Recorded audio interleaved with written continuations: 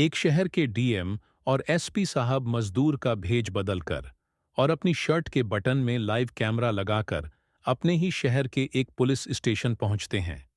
अपनी गाड़ी चोरी हो जाने की रिपोर्ट लिखवाने के लिए जाकर देखते हैं कि पुलिस स्टेशन के जो दरोगा साहब होते हैं वह कुर्सी पर बैठे हुए चना चबा रहे थे।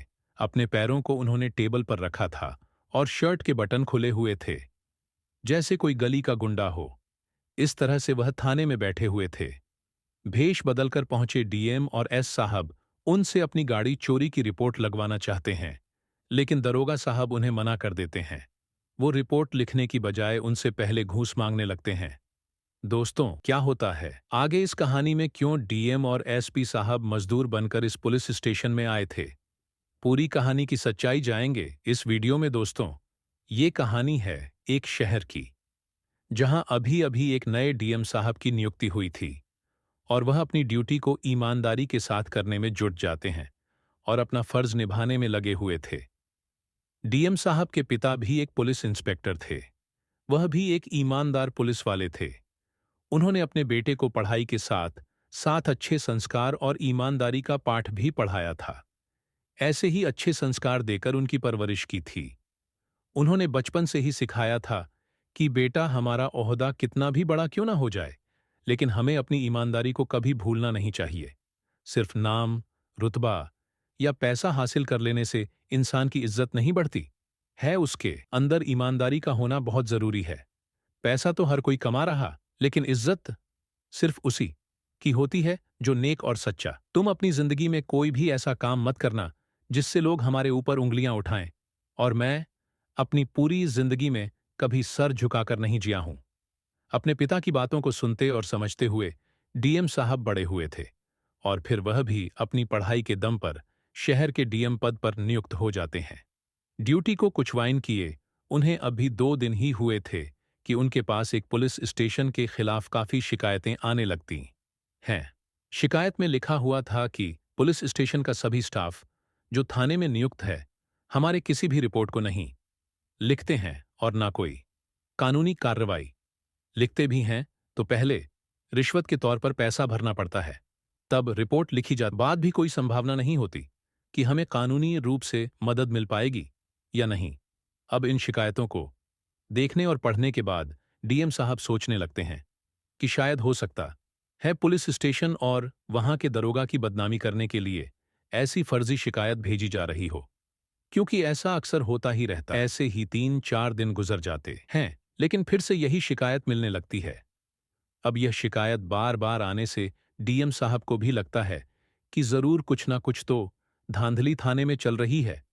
तो वह एसपी साहब को मिलने के लिए बुलाते हैं और उनसे मुलाकात करके बात को ही बातों में उनसे इस बात का जिक्र करने लगते हैं कि आपके इस थाने में ऐसी ऐसी शिकायतें हमारे पास आ रही हैं।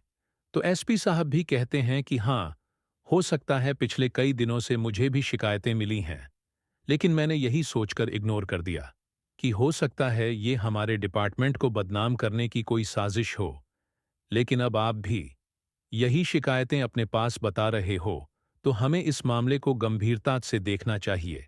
इसके बाद डीएम और एसपी साहब इस मामले की जांच करने का फैसला कर लेते हैं, लेकिन जांच पड़ताल करने से पहले वह सोचते हैं कि अगर हम ऐसे ही थाने में जाकर सीधा एक्शन लेंगे तो शायद उन्हें इस बात की खबर मिल जाए और वह हमारे सामने ऐसा कोई काम ही ना करे। तो वह दोनों एक प्लान बनाते हैं कि हम एक ऑपरेशन जारी करते हैं जिसके तहत हम अपना भेष बदलकर थाने में रिपोर्ट लिखवाने जाएंगे। ऐसा करने से हमें सारी सच्चाइयों को पता भी चल जाएगा कि थानेदार हमारे साथ क्या बर्ताव करता है। वह हमारी रिपोर्ट लिखते हैं या हमसे रिश्वत की मांग करते हैं। अब दोस्तों, जो पुलिस स्टेशन होता है वहां का माहौल बहुत ज्यादा खराब हो रखा था। आम आदमी जब उस पुलिस स्टेशन में अपनी कोई रिपोर्ट दर्ज कराने के लिए आते थे तो दरोगा साहब उनके साथ बहुत ही रुबब के साथ पेश आते थे। ना उनकी शिकायतों को अच्छे से लिखा जाता था, सिर्फ पैसे ले देकर उनकी शिकायतों पर काम किया जाता था। रिपोर्ट लिखे जाने के बाद भी उन पर कोई अक्षय एनन नहीं लिया जाता था। कई कई दिनों तक आम आदमी पुलिस स्टेशन के चक्कर ही काटता रहता, लेकिन उन्हें ऐसे ही टाल मटोल करके वापस भेज देते थे।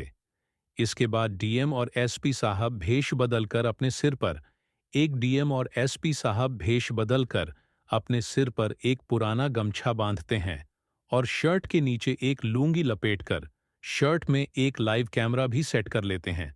उन्होंने पूरी तरह से अपना हुलिया बदल लिया था, जिससे कि वह दोनों किसी की पहचान में न आ जाएं कि यह डीएम और एएसपी साहब हैं। वह अपनी गाड़ियों को शहर के बाहर रुकवाकर वहां से एक रिक्शा करके पुलिस स्टेशन पहुंचते हैं। तो जैसे ही थाने के अंदर जाने के लिए घुसते हैं, तो बाहर दरवाजे पर खड़ा कांस्टेबल उन्हें बाहर ही रोकते हुए कहता है कि अरे रुको, दोनों यहां कहां घुसे? चले आ रहे हो? कहां जाना है तुम्हें? तुम्हें क्या काम है?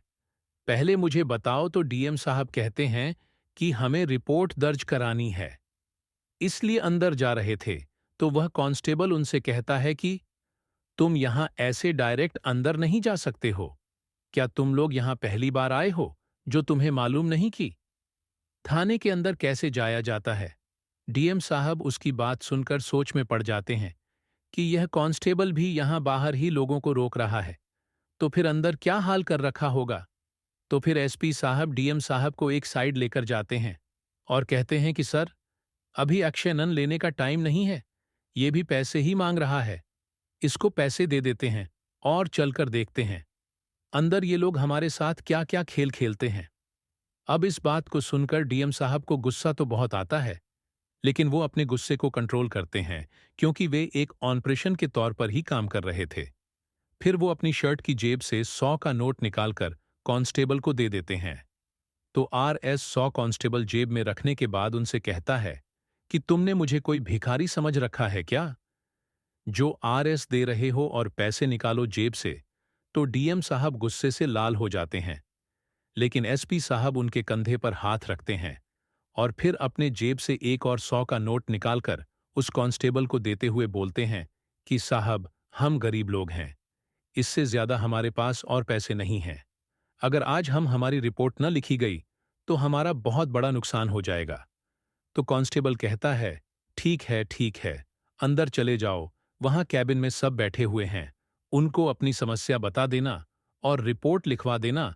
तो डीएम और एसपी साहब एक दूसरे का मुंह देखते हैं, फिर वहां से सीधा कैबिन के अंदर चले जाते हैं, जहां दरोगा साहब बैठे हुए थे। अब कैबिन के अंदर का नजारा देखकर भी वह गुस्से में लाल पीले हो जाते हैं। वो देखते हैं कि वहां का दरोगा कुर्सी पर बैठे हुए चना चबा रहा पैरों को उसमें टेबल के ऊपर रख रखा है। उन दोनों के अंदर आने के बाद वह अपने पैरों को हटाकर उन्हें देखता है और बोलता है कि हाँ भाई, बोलो, क्या काम है, किस लिए आए हो? यहां तो डीएम साहब, जो मजदूर के भेस में थे, हाथों को जोड़ते हुए कहते हैं कि सरकार, हमारी ऑटो रिक्शा चोरी हो गई है, उसी की रिपोर्ट लगवाने के लिए आए हैं। आप जल्द से जल्द हमारी रिपोर्ट लिखकर हमारे ऑटो रिक्शा को ढूंढने में हमारी मदद कर दीजिए। मैं बहुत गरीब आदमी हूं, उसी ऑटो रिक्शा को चलाकर अपने परिवार का पालन पोषण करता हूं। अगर वह रिक्शा जल्दी नहीं मिल पाया तो मैं अपने परिवार का पेट नहीं भर पाऊंगा। हम बड़ी चुनौती से गुजर रहे हैं। तो दरोगा साहब गुस्से से चिल्लाते हुए बोलते हैं कि तुम लोग सुबह से कहां मर गए थे, जो शाम के वक्त हमें परेशान करने के लिए आए हो? तो वह कहते हैं कि सरकार, सुबह से हम खुद ही अपने रिक्शे को ढूंढने में लगे हुए थे, ताकि हमें हमारा रिक्शा मिल जाए और हमें पुलिस स्टेशन के चक्कर न काटने पड़े, लेकिन रिक्शा पूरे शहर में कहीं नहीं मिल पा रहा है। अब हम आपसे दरखास्त करते हैं कि आप हमारे रिपोर्ट लिख लीजिए और हमारे रिक्शा को ढूंढने में हमारी सहायता कर दीजिए।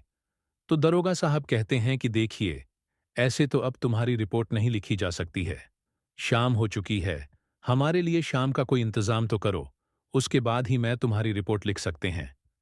तो इस बात को सुनने के बाद डीएम साहब फिर से सोच में पड़ी डी जस्ट जाते हैं, उन्हें कुछ समझ नहीं आता है।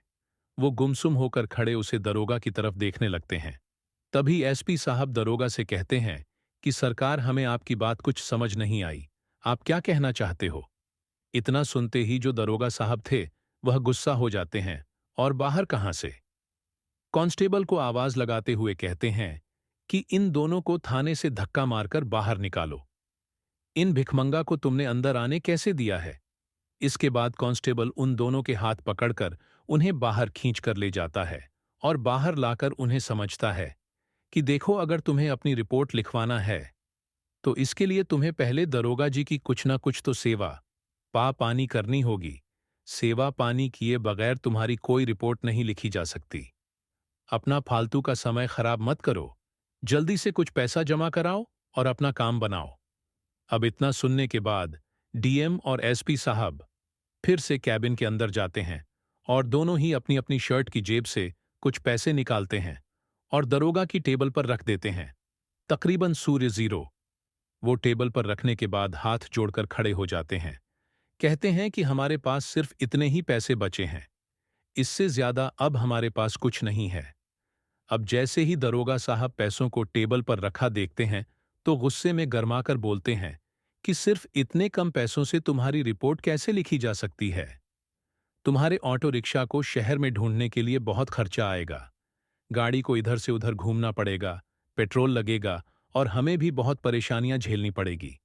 तुम्हें अभी और पैसों का इंतजाम करना पड़ेगा। इसके बाद ही तुम्हारी रिपोर्ट लिखी जाएगी।